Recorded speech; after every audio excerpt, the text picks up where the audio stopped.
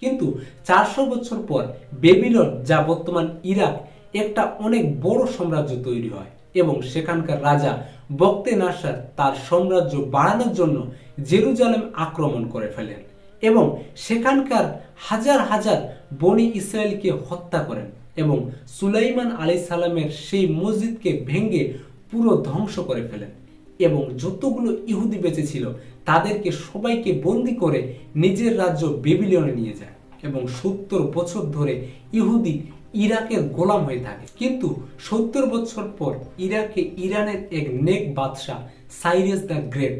যাকে আমরা জুলকারনাইন নামে চিনি, সাইরাস দ্য গ্রেট বা জুলকারনাইন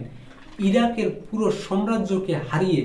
সেখানে দখল করে নেন এবং সেখানকার সমস্ত ইহুদিদেরকে তিনি মুক্তি করে দেন, ফিলিস্তিনে